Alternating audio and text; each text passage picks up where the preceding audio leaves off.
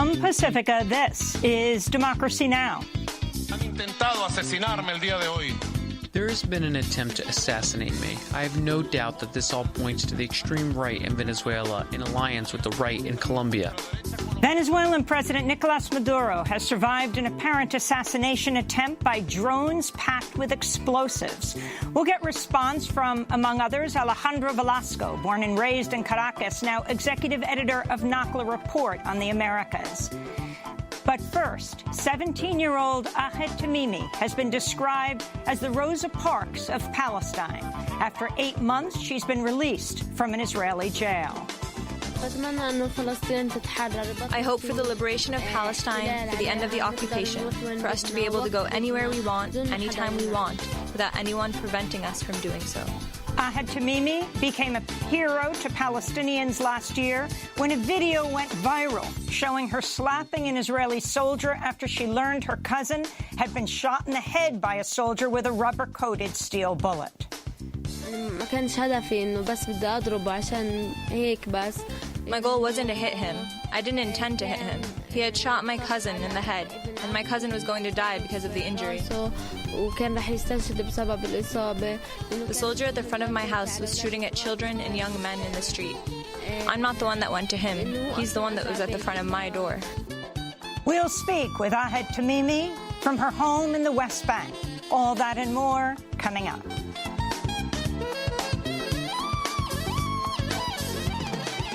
Welcome to Democracy Now!, democracynow.org, The War and Peace Report. I'm Amy Goodman. In Venezuela, President Nicolas Maduro has survived an apparent assassination attempt. Officials say drones loaded with explosives detonated above Maduro as he gave a nationally televised speech at a military event in Caracas on Saturday. Maduro has blamed the outgoing Colombian president for the attack. There has been an attempt to assassinate me. I have no doubt that this all points to the extreme right in Venezuela in alliance with the right in Colombia, and that Colombian President Juan Manuel Santos is behind this attempt. I have no doubt. Preliminary investigations have indicated to us that there are various financial backers of this attempt on my life. They live in the United States and the state of Florida. Hopefully, President Donald Trump's government is willing to fight these terrorist groups which are attempting great attacks against countries on this continent, in this case, Venezuela. U.S. National Security Advisor John Bolton has denied U.S. involvement in the attack while speaking on Fox News Sunday. Well, I can say unequivocally there was no U.S. government involvement in this at all. We'll have more on Venezuela later in the broadcast. President Trump has admitted the purpose of a June 2016 meeting in Trump Tower between a Kremlin-connected lawyer and Trump's son, Don Trump Jr., among others, was to get dirt on Hillary Clinton. On Sunday, Trump tweeted, "Fake news reporting, a complete fabrication, that I am concerned about the meeting my wonderful son Donald had in Trump Tower. This was a meeting to get information on an opponent, totally legal and done all the time in politics, and it went nowhere. I did not know about it," he tweeted. Trump's tweet reveals he lied last year when he personally dictated a statement released by his son Donald Trump Jr., which claimed the meeting was mostly about U.S. adoption of Russian children. In Northern California, the Mendocino Complex fire is now the fourth largest fire in California history, with more than 250,000 acres burning. The raging wildfire has destroyed 68 homes and forced evacuations in 3 Northern California counties. Meanwhile, the death toll from California's Carr fire rose to 7 over the weekend as climate change-fueled wildfires continue to blaze across California. The victim was a 21-year-old Pacific Gas and Electric worker who was working to restore power lines damaged in the fire. In Indonesia, a 7.0 magnitude earthquake has killed at least 91 people on the island of Lombok, with the death toll expected to rise. More than 200 people have been injured in Sunday's earthquake, which destroyed thousands of homes and buildings and forced more than 10,000 residents and tourists to evacuate the island. In Zimbabwe, a military crackdown against opposition activists continued over the weekend following last week's historic presidential elections. Longtime leader Robert Mugabe's former vice president, then acting president Emerson Mnangagwa, was declared the winner of Monday's election, although opposition parties have rejected the outcome, questioning the vote count. Human rights groups now say dozens of opposition activists have been abducted, attacked or raped by unidentified men during a wave of post-election repression. The army has also been deployed to the streets of the capital, Harare. In South Sudan, President Salva Kiir and the rebel leader Riek Machar have reached a peace deal aimed at ending South Sudan's 5-year civil war, which has killed tens of thousands of people, displaced millions, and pushed South Sudan to the brink of famine. The conflict began in 2013 after President Kiir fired Machar, then serving as vice president. Under the new power-sharing agreement, Machar will return to power as one of 5 vice presidents. In Gaza, Israeli soldiers killed 2 Palestinian protesters Friday during the latest round of protests at the separation fence between Israel and Gaza. One of the victims was 15-year-old Muad al-Suri, who was shot in the stomach by an Israeli soldier. Gaza authorities say the Israeli military has killed at least 160 Palestinians and wounded over 15,000 more since the nonviolent Great March of Return protests began March 30th. Israel and Egypt are discussing a deal aimed at improving living conditions in Gaza. Meanwhile, in Israel, tens of thousands protested against the controversial new law defining Israel as the nation-state of the Jewish people. The protest was led by the Druze community, an ethnic and religious minority in Israel. President Trump has continued his racist attacks against prominent black journalists, athletes, and politicians. Early Saturday morning, he insulted NBA superstar LeBron James and CNN host Don Lemon, tweeting, quote, "LeBron James was just interviewed by the dumbest man on television, Don Lemon. He made LeBron look smart, which isn't easy to do," unquote. He said this just before leaving for Ohio. Trump also insulted California Democratic Congressmember Maxine Waters during a campaign rally in Wilkes-Barre, Pennsylvania, late last week, falsely claiming Waters has a very low IQ. In response to Trump's comments about LeBron James, Melania Trump said through her spokesperson, quote, "It looks like LeBron James is working to do good things on behalf of our next generation." Legendary NFL wide receiver Randy Moss paid tribute to African-American men and women killed by police during the NFL Hall of Fame induction ceremony in Canton, Ohio, Saturday night.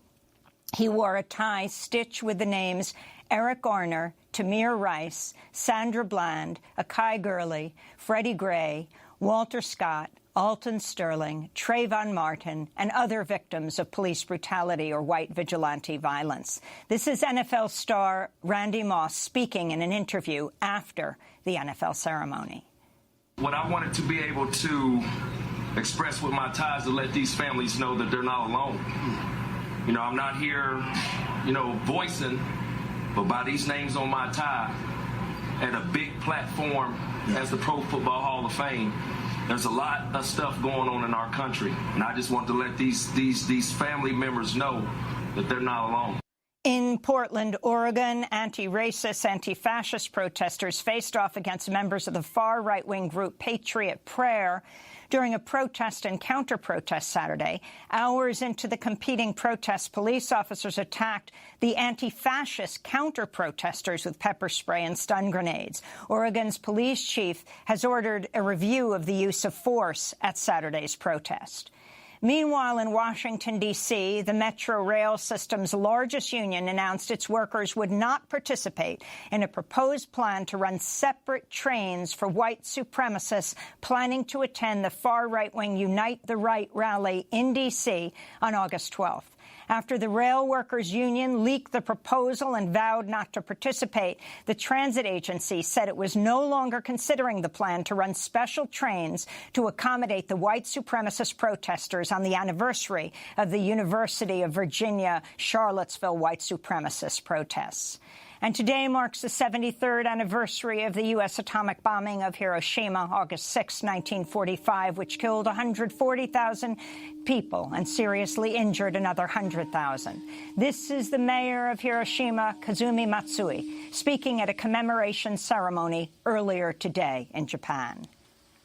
With the current rise of self-centered nationalism and the modernization of nuclear weapons, we are seeing a return to attention amongst nations that has not been seen since the Cold War. I hope the Japanese government will play its role in realizing the pacifism that the Constitution manifests and leads the international community in enhancing dialogue and cooperation for a nuclear-free world. And those are some of the headlines. This is Democracy Now!, democracynow.org, The War and Peace Report. I'm Amy Goodman. We begin today's show with a young woman described as the Rosa Parks of Palestine, 17-year-old Ahed Tamimi. Last year, Ahed became a hero to Palestinians after a video went viral showing her slapping a heavily armed Israeli soldier near her family's home in the occupied West Bank. The incident came just after Ahed learned her cousin had been gravely wounded by the Israeli soldier who shot him in the head using a rubber-coated steel bullet. Video of Ahed confronting the soldier went viral, elevating her into a symbol of Palestinian resistance. Ahed Tamimi was soon arrested in the middle of the night, charged with assault on an Israeli military court. She was sentenced to 8 months in an Israeli prison. She turned 17 there. She celebrated her 17th birthday behind bars. Her mother was also arrested and charged for incitement, in part for streaming video online showing the interaction between Ahed and the Israeli soldier. Both Ahed and her mother, Nariman, were released in late July. Last week, soon after she was released, Democracy Now!'s Nermeen Sheikh and I spoke with Ahed Tamimi from her home in the West Bank village of Nahal Salah. Ahed, welcome to Democracy Now! How does it feel to be free from jail? It's an extremely wonderful feeling. I hope all prisoners, men and women, live to experience this joy. Of course, my joy is incomplete because my brothers and sisters remain in prison, and I hope that they are liberated and feel the happiness that I feel today. Can you talk about the day you were released? Can you talk about that Sunday where the Israeli military took you and your mother? I was released from prison at 5:30, and they took me to Antis, but they told my parents that I would be released at the Jbara checkpoint. It's about an hour between Antis and Jbara. They kept playing with my parents, telling them here, then there, then there. They made my parents go everywhere. At the end, they ended up dropping us off at the gateway to the village. Can you explain, Ahed, what actually led to your arrest? They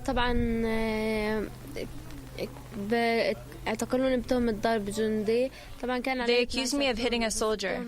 I had 12 charges brought up against me, but the main one was the charge of hitting a soldier in front of the door of my house.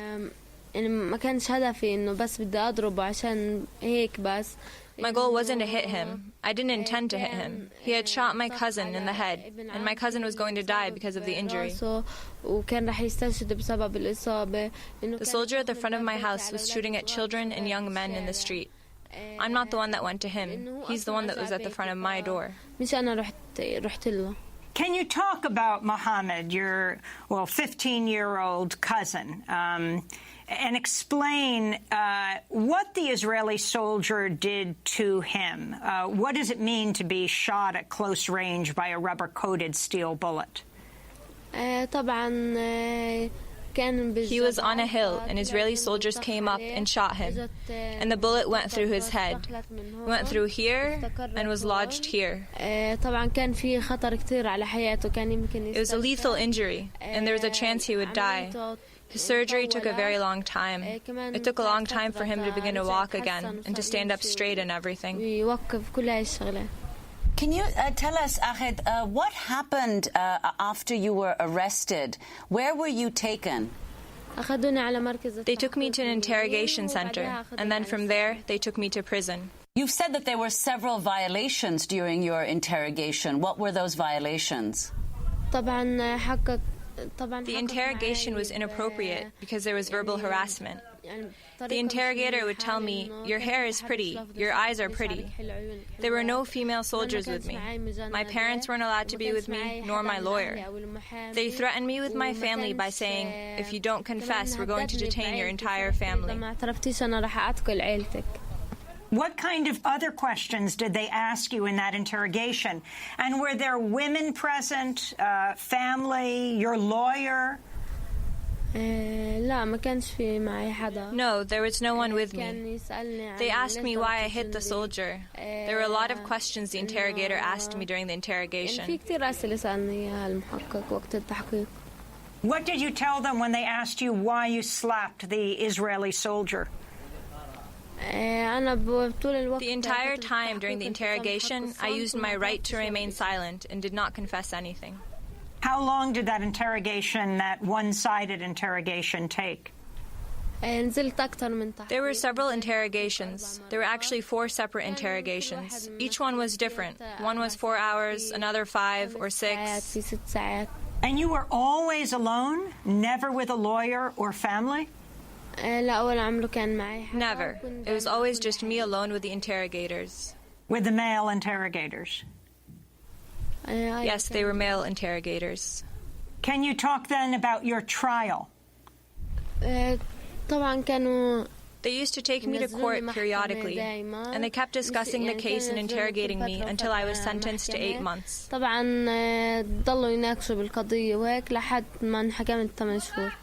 And Ahed, what were the conditions like in the jail where you were held? Were there other children there?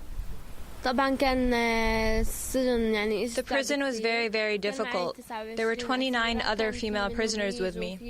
The numbers would go up and down depending on the situation. The conditions for female prisoners and male prisoners is difficult. The rooms are very, very small. There are no air vents.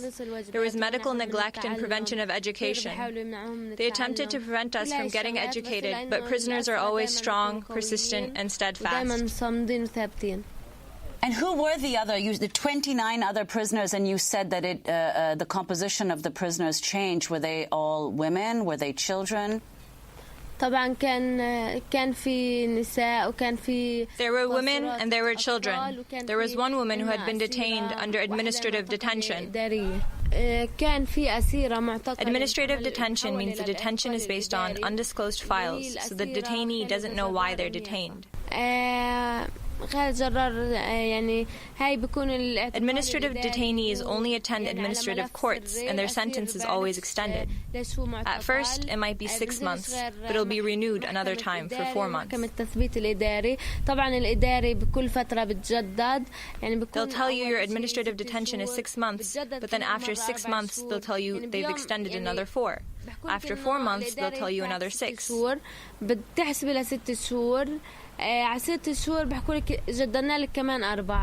It's like the prisoner, may God rest his soul, Ali Jamal, who spent 7 consecutive years under administrative detention.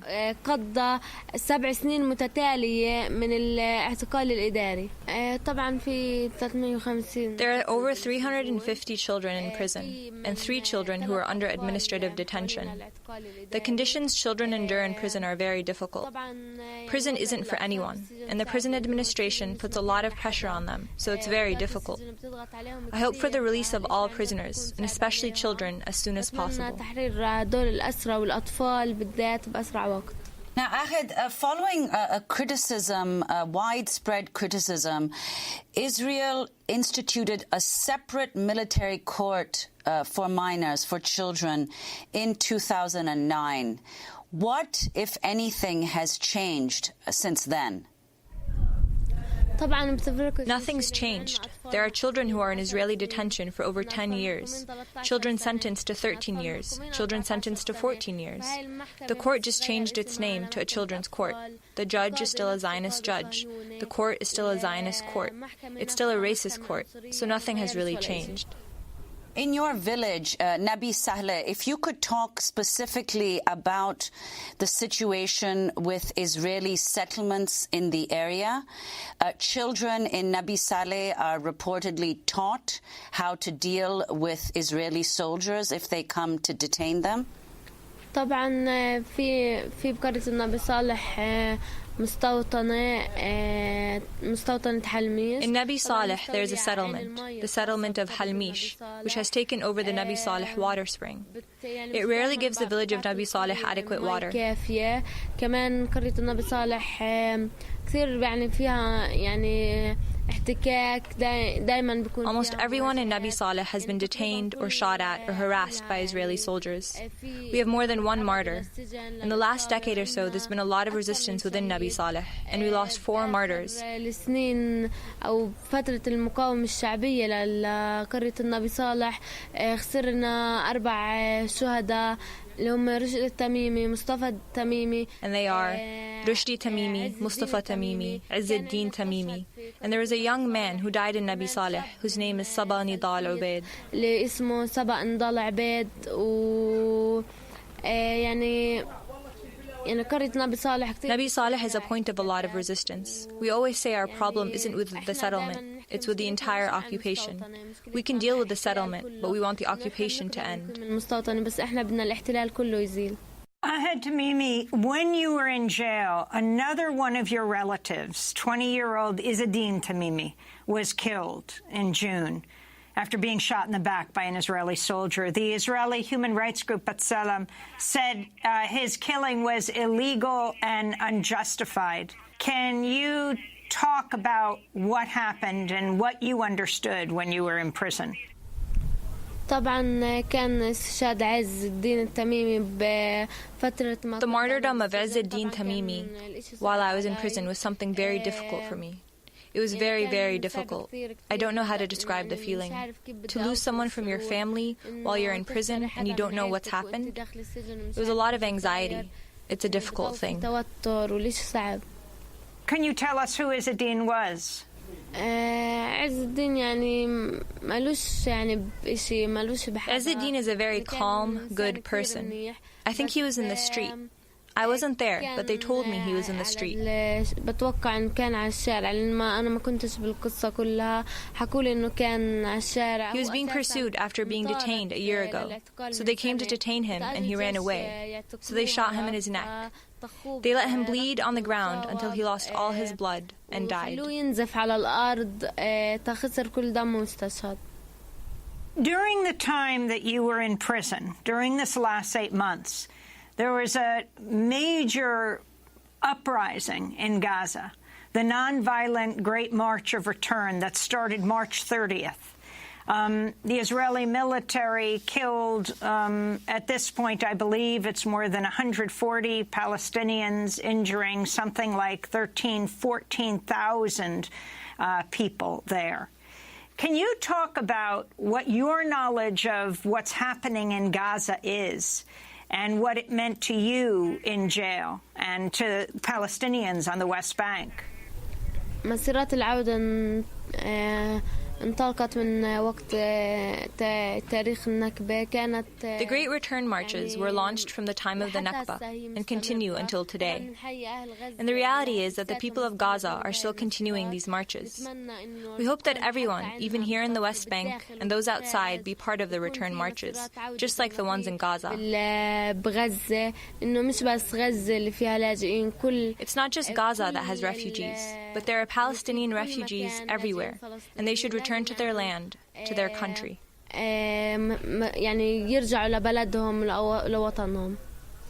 Ahed, I want to turn to a video of you in December 2012 when you confronted an Israeli soldier demanding to know what happened to your brother who'd just been arrested. I believe you were only 11 years old at the time. My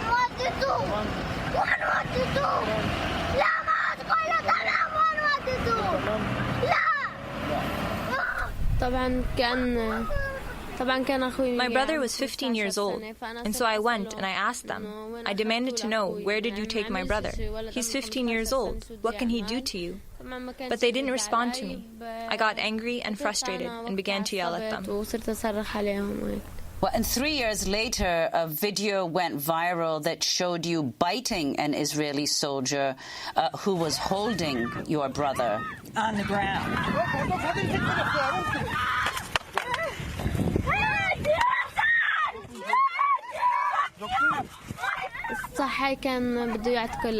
This is when they were going to detain my brother, who was 12 years old. He was trying to detain him, so I tried to take my brother back from the hands of the soldier.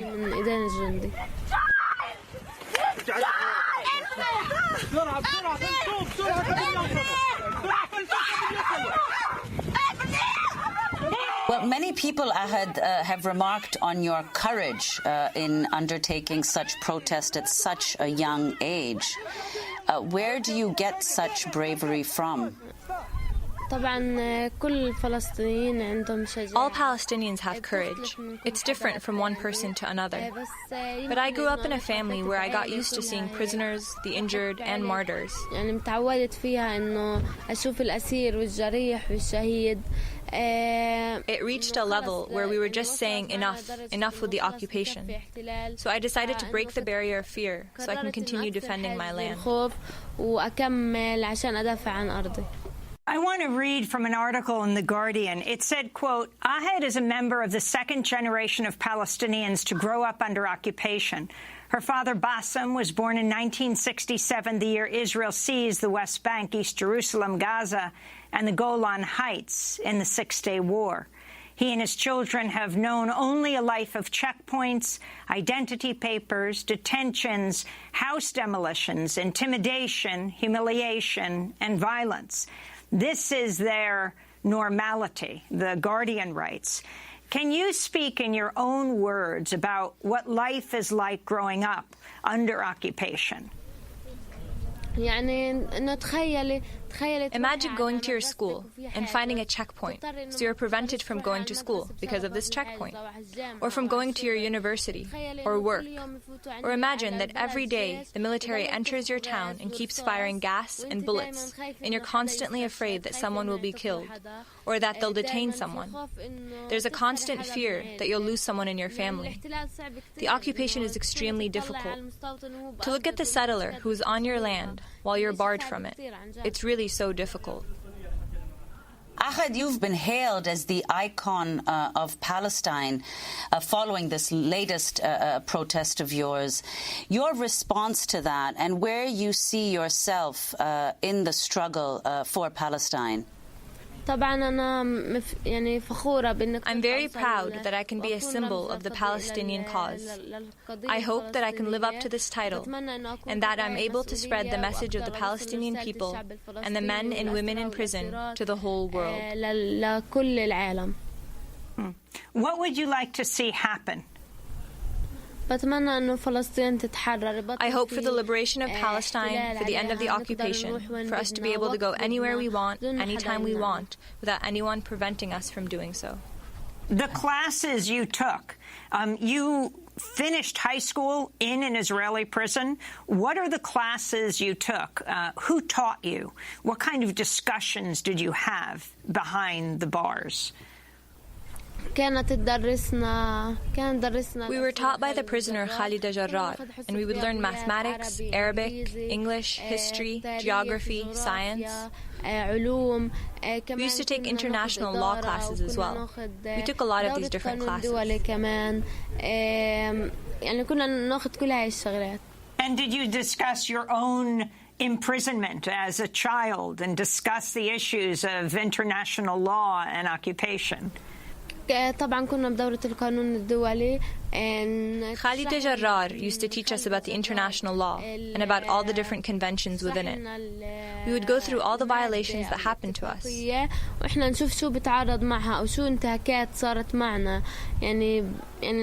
didn't have a female soldier with me during my interrogation, but according to the convention, there was supposed to be a female soldier with me during the interrogation. So we would always tie these things together. And Ahad, you plan to become a lawyer. Explain why you want to study the law. So that I can use the law to defend the Palestinian cause for liberation.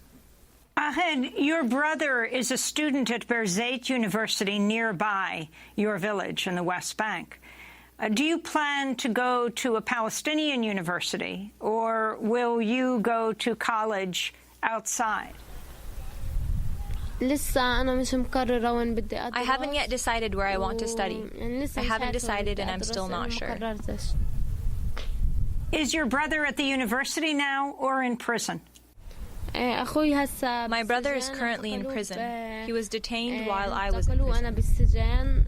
Would you consider studying in the United States? I'm still not sure. I still haven't thought about it at all. I've just got out of prison. I just haven't had time to really sit and think about what I want exactly. And Ahed, what is your message to the United States? What would you like people in the U.S. to know? I thank everyone who supported me and stood with me in the United States. I urge all the people, all the populations everywhere to put pressure on their governments to support the Palestinian cause. You have made a distinction, Ahed, between Jews and Zionism. Can you explain the difference? There's a huge difference between Judaism and Zionism. Judaism is a religion. You know, it's just like Islam. It's just like Christianity. But Zionism, that's the occupation. That's the killing. That's what closes checkpoints. That's what detains innocent people. That's all Zionism that's causing this conflict with Palestinians. And what did it mean to you when you were in jail? The international solidarity, both on the West Bank and Gaza, within Israel, and around the world. It was something that kept my spirits up, of course. I hope this strong solidarity continues to extend to all the rest of the prisoners, men and women who remain in prison. Your mother was in prison for as long as you were, nearly. And she was released with you. Did you see her in prison? And can you explain why she was imprisoned? I used to see her from 10:30 in the morning to 1 o'clock, and from 2:30 to 5. We were not in the same room, of course, but we were in the same section. And why she was in jail? She was detained because... I'm not sure. They accused her of... I'm not sure. Because she came to me during the interrogation. It's unclear to me why they detained my mom. I know you have to go, Ahed. Do you plan to continue your activism? Of course, I will continue down this path that I've started, and I will never give up until the day Palestine is liberated. 17-year-old Ahed Tamimi speaking to us from her home in Nabi Saleh in the occupied West Bank. She was released last week from an Israeli prison after serving an 8-month term. The 17-year-old activist became a hero to Palestinians and many others around the world after a video went viral showing her slapping an Israeli soldier near her family's home just after had learned her cousin had been gravely wounded by an Israeli soldier who shot him in the head using a rubber-coated steel bullet. This is Democracy Now!, democracynow.org, The War and Peace Report. When we come back, the first attempted assassination by drone strike. It occurred in Venezuela against the president, Nicolas Maduro, this weekend. Stay with us.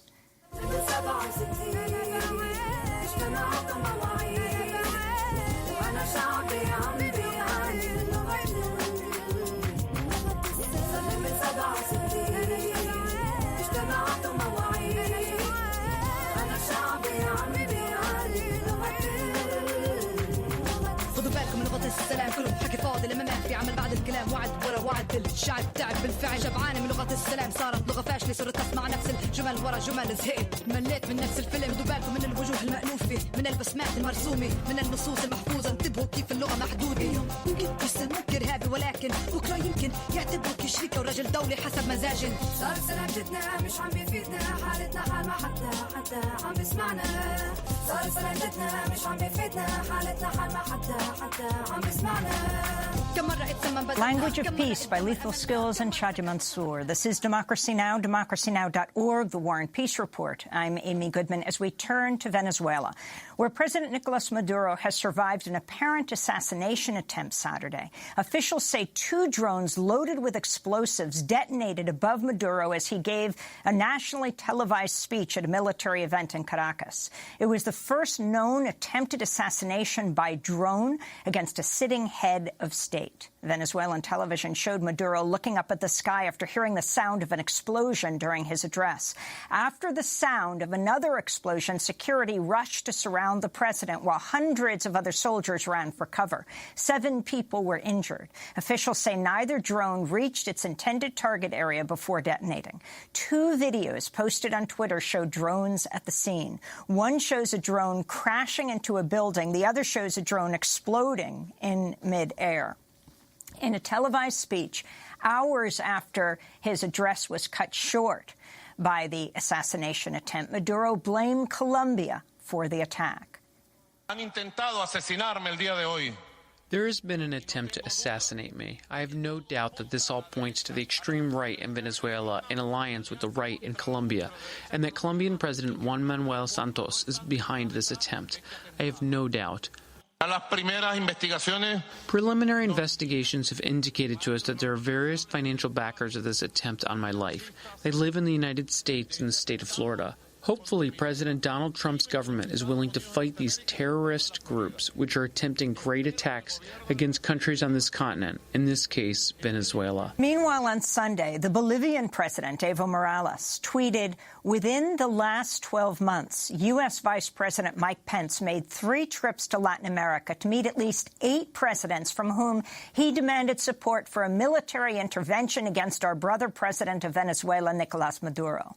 Those are the empire's coup attempts," the Bolivian president Evo Morales tweeted. Speaking on Fox News Sunday, National Security Advisor John Bolton denied the U.S. was behind the apparent drone strike assassination attempt in Caracas. Well, I can say unequivocally there was no U.S. government involvement in this at all. Now, with respect to what happened last afternoon, look, it could be a lot of things from a pretext set up by the Maduro regime itself to something else. A group of Venezuelan soldiers calling itself Operation Phoenix has claimed responsibility for the explosions in a communique posted on Twitter. The group's former leader, Oscar Perez, was killed in a shootout with the government in January after he hijacked a helicopter last year and fired at government buildings.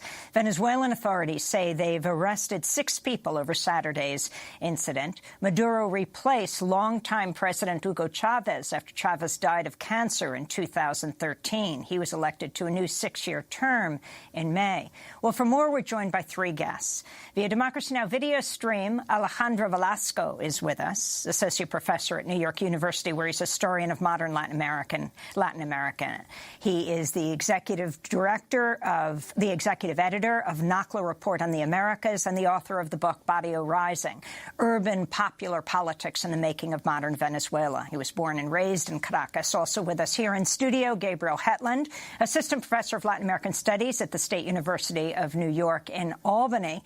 And in Washington, D.C., we're joined by Mark Weisbrot, co-director of the Center for Economic and Policy Research, president of Just Foreign Policy. We welcome you all to Democracy Now! Let's begin with Alejandro Velasco.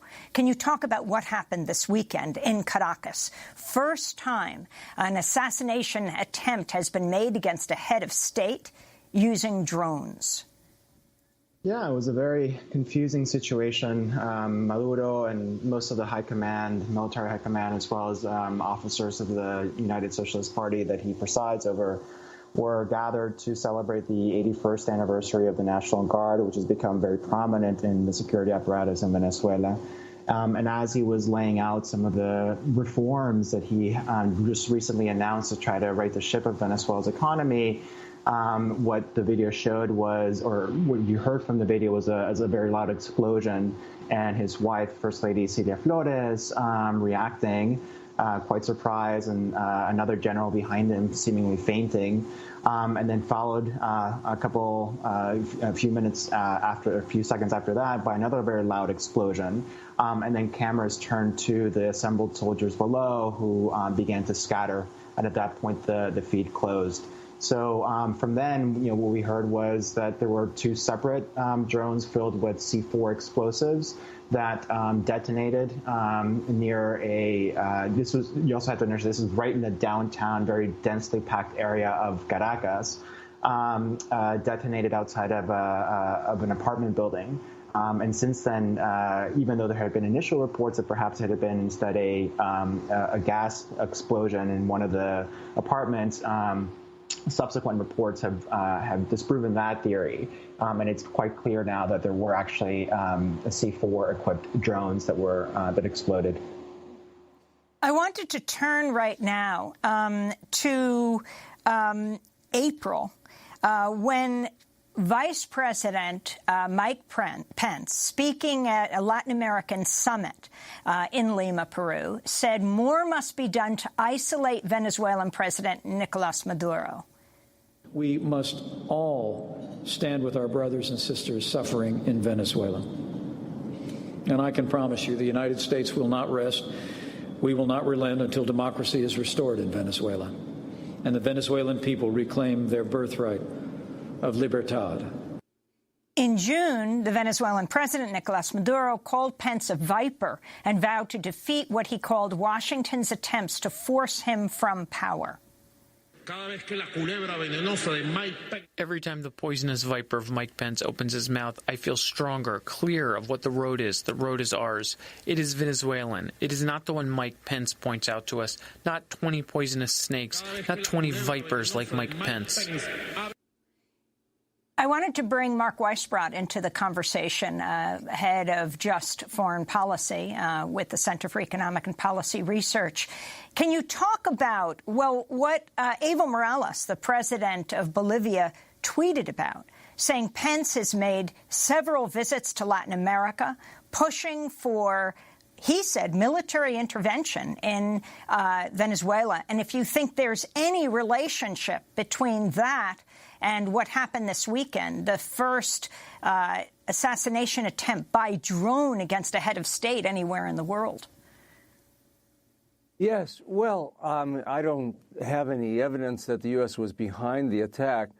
It is kind of unusual. The State Department was asked to comment, and they said they had no comment on the attack, which normally, given what the United States has done in Venezuela for the past 20 years, they would at least, you would expect them to say we're against any kind of assassination or any kind of violence like that. And they didn't say that. But, I mean, they've been trying to get rid of the Chavistas for 20 years now.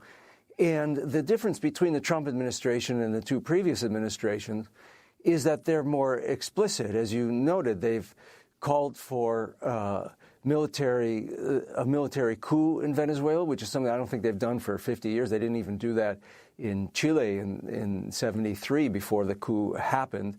They tried to, in the last presidential election in Venezuela, they threatened the opposition candidate who ran in the election, Enrique Falcón. They threatened him for running in the election. They threatened him with individual financial sanctions against him if he ran in that race because they didn't want an election.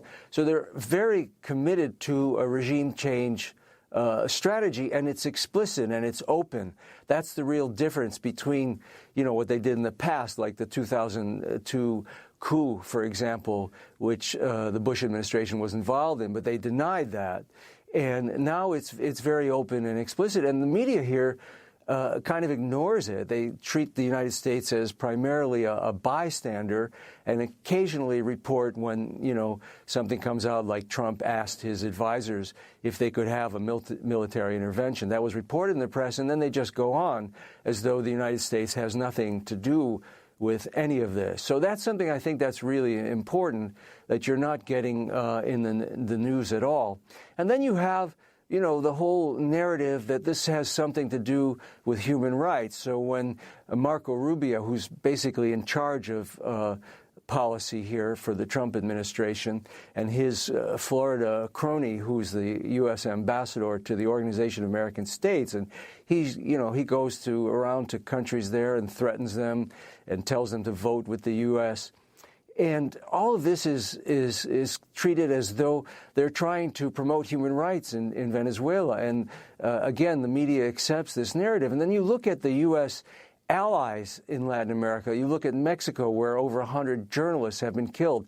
And in most of those cases, there's government involvement implicated. And You don't have a single case in Venezuela in the last 20 years of a journalist killed where the government is implicated. And you look at Guatemala, where you talk to a human rights defender there, and they don't expect to be alive a year from now. Again, you don't have anything near that violent in Venezuela. In Colombia, human rights defenders and activists are being killed every week, as you've reported on this show. And again, it's nowhere near. So that's not defending the Venezuelan government. That's just saying that anyone who states publicly that this intervention by the United States, which is constant, includes a financial embargo that's explicitly intended to prevent the economy from recovering. Anybody who says that this has something to do with human rights has to be dishonest. I want to go back to National Security Advisor John Bolton speaking on Fox News Sunday, denying the U.S. was behind the drone blast in Venezuela on Saturday.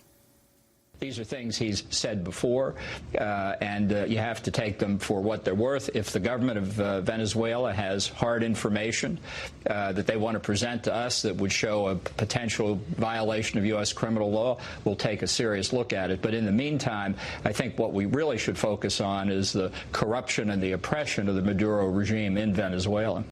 Alejandro Velasco, can you respond to what he said? Not only talk about the U.S., but also President Maduro talking about the outgoing president of Colombia being behind this, Santos, who will leave office tomorrow. Tomorrow is Inauguration Day in Colombia. Yeah, I mean, interestingly, Colombia, even as the rest of Latin America over the last 20 years are in the so-called left turn or pink tide, most countries in Latin America were electing left-wing governments. Colombia sort of bucked that trend. And so first with the presidency of Álvaro Uribe, who was Santos's mentor, and then with Santos to some extent continuing that policy, Colombia really positioned itself as very much against not only Venezuela's Bolivarian government, but more broadly sort of the left in the region. Of course, that relationship has become even more soured of late, since many Venezuelans have flocked to Colombia over the last year and a half as economic conditions have deteriorated there. And not only that, but I think importantly, it's worth mentioning that many opposition leaders, including a group that fashions itself the National Supreme Court in Exile, actually conducts its business in Colombia with the support of the Colombian government. And so there's sort of a parallel government that's housed in Colombia. And so all of this sort of suggests that Colombia really is positioning itself as very much against the Venezuelan government. On the other hand, it's true that Venezuela and Maduro have consistently sort of blamed Colombia and Santos in particular for some of these interventionist moves, and then tying it to the United States and the close relationship between Colombia and the United States. My own sense is that, at least in this case, the very kind of amateurish features of the attack, even though there was sort of the high-tech drone component to it, really suggests that it's more of a rogue element that's taken advantage of the sort of wink and nod classic, yes, we will publicly condemn or even not say anything against interventionist efforts, but we're not going to we're not going to be sad if the Maduro government leaves, right? And so my sense is that that's the nature of the support right now, that it's sort of cover rather than any technical or material assistance. But yeah, that's certainly been the case in the past. And the timing of this, Professor Gabriel Hetland, the timing of this attack on Nicolas Maduro, and do you think it's clear that it was an assassination attempt?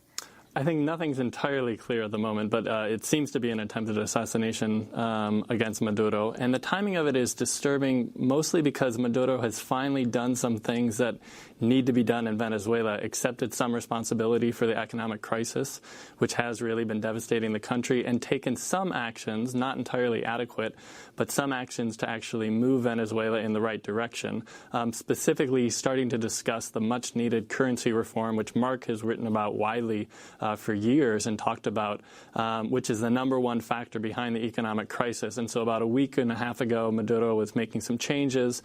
He was also sort of meeting with grassroots sectors, talking about moving Venezuela in a different direction. And all out of the blue, we get this drone attack, which could really sort of charge things up in Venezuela, move the country back to a crisis scenario, and make the possibility of economic reform and dialogue with the grassroots sort of Chavista sectors much more difficult. So it's a sort of tragic timing, and it may not be coincidental at all. We're going to come back to this discussion in 30 seconds. Our guests are Gabriel Hetland of the University of Albany, the State University of New York at Albany, Alejandro Velasco, who is executive editor of NACLA and also a professor at New York University, and Mark Weisbrot, Center for Economic and Policy Research, joining us from D.C. Stay with us.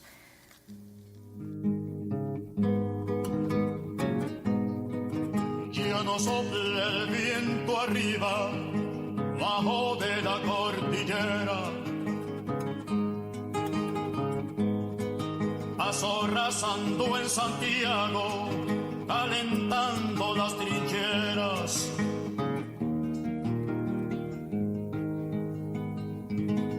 Canción de huesos chilenos, de lo profundo de adentro, canción para los valientes, que la cante Víctor Jara, una canción de Violeta. Ali Primera here on Democracy Now! I'm Amy Goodman. We're talking about Venezuela, where President Nicolas Maduro survived an apparent assassination attempt on Saturday. But officials say 2 drones loaded with explosives detonated above Maduro as he gave a nationally televised speech at a military event in Caracas. Again, the first known attempted assassination by drone against a sitting head of state. Our guest, Alejandro Velasco, executive editor of NACLA, Report on the Americas. Also with us, Gabriel Hetland, associate professor of Latin American Studies at State University of New York and Albany, and Mark Weisbrot in Washington, D.C. of the Center for Economic and Policy Research. Alejandro, can you talk about the popular sector and what's happening now in Venezuela and the response to what took place on Saturday? Yeah. So the response actually has been pretty muted. On Sunday, Maduro called for a rally in solidarity and support, and it was not very well attended. He's called for another rally in support today on Monday, which, especially because it's a weekday, many government officials turn out for those rallies, so we expect more support to be shown there.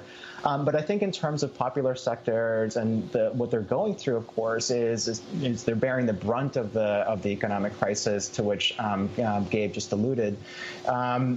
Mostly daily life is a struggle to try to just get basic access to foods, to medicines, to cash, which is in short supply as hyperinflation is exploding. And so most of the day is really spent in the grind of trying to get by from one day to the next. That, of course, has led to a significant amount of discontent, some of which is expressed, for instance, again, as Gabe just mentioned, a recent very large peasants' march that saw hundreds of peasants from the interior of the country where the economic conditions are most acutely felt, walking to Caracas to make demands upon the president. He met with them there. So there's a lot of discontent, certainly among popular sectors, but that's, of course, muted by the fact that there isn't really a credible opposition that they might latch onto as an alternative. So as far as popular sectors are concerned, they're really sort of stuck between a rock and a hard place. And to some extent that's expressed in the lack of direct support that Maduro received on Sunday when he called for a rally. Mark, I wanted to ask you about this opposition group, Frente Amplio, or Broad Front, issuing a statement accusing the Venezuelan government of leaping to the assumption the explosions were an assassination attempt and of making irresponsible accusations without any proof, saying, "We warn that the government is taking advantage of this incident to criminalize those who legitimately and democratically oppose it and deepen the repression and systematic human rights violations." And yet you have this group that by Twitter has taken responsibility for the attack. Mark Weisbrot. Yes. Well, that was part of the media narrative. In fact, El País for a while had a headline up saying opposition accuses the government of staging the attack. and the other headlines calling it a supposed attack. And so you had and that El País usually leads a lot of the reporting in Latin America. El País is in Spain. And so you do have a lot of that out there and a lot of confusion over it. Again, I don't know any more details than what you see in the press. Let me ask Gabe Hetland. You have this group, Operation Phoenix, claiming responsibility, a group of Venezuelan soldiers. Their former leader, Oscar Perez, killed in a shootout with the government in January after he hijacked a helicopter last year, firing at government buildings. Yeah, I mean, I think that what the attack shows is sort of the crisis of the opposition. The opposition, by and large, boycotted the election in May. There's a lot we can criticize about the election, but there's a lot to criticize about the opposition and their lack of a sort of strategy for engaging with the economic crisis, for engaging with the popular sectors, which Alejandro was talking about. And so I think that this is an expression of the crisis of the opposition and their inability to come up with any sort of strategy. And the more the U.S. pressures the government of Venezuela, the more it opens up elements on the fringe to do things like this. And finally, Mark Weisbrot, the Atlantic's Peter Beinart wrote, before becoming National Security Advisor, John Bolton declared, we once had a capacity for clandestine efforts to overthrow governments. I wish we could get those back. Do you think he's gotten those back, Mark? Well, I don't think it ever left. I mean, I think they've been, we know they've been involved. It's part of our budget, the funding to USAID, the National Endowment for Democracy. They've stepped that up after the coup in 2002, and they've been continuing to pour millions of dollars in there. And so, yeah, I mean, and again, the real difference between the Trump administration and the previous administrations is now it's very explicit. They're trying to overthrow the government of Venezuela. We have to leave it there, but I want to thank you all for being with us. Mark Weisbrot of the Center for Economic and Policy Research. Alejandro Velasco teaches at NYU and is executive editor of NACLA, Report on the Americas, and Gabriel Hetland of SUNY Albany, State University of New York. As we end today's show on the 73rd anniversary of the U.S. atomic bombing of Hiroshima, August 6, 1945, which killed 140,000 people, injured another 100,000. We end with the words of a Hiroshima survivor, a Habakasha, Koji Hosokawa. 17 years old when the U.S. dropped the atomic bomb on Hiroshima, his 13-year-old sister Yoko died in the bombing. He gave me a tour of Hiroshima when we were there a few years ago. He spoke to us near the A-bomb dome. The A-bomb was dropped in Hiroshima and also one in Nagasaki. And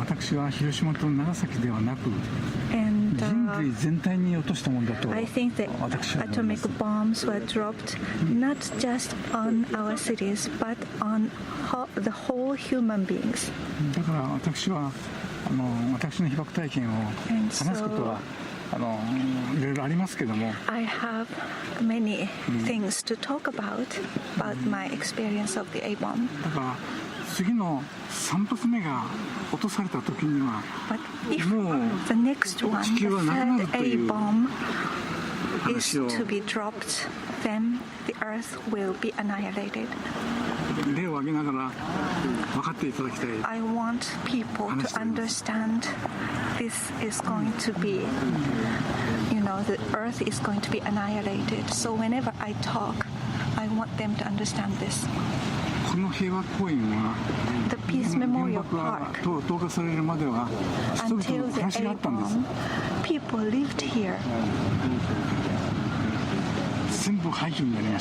Everything was destroyed. Everyone died around this area. The Peace Memorial Park is a beautiful park today with so many trees. But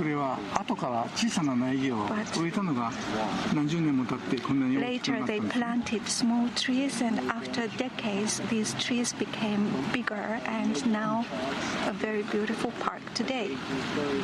That's Koji Hosokawa speaking in front of the Peace Museum in Hiroshima. As he looked down at the ground, he said, people lived here. People lived here. To see our whole interview with him when we were in Hiroshima, go to democracynow.org. I'm Amy Goodman. Thanks for joining us.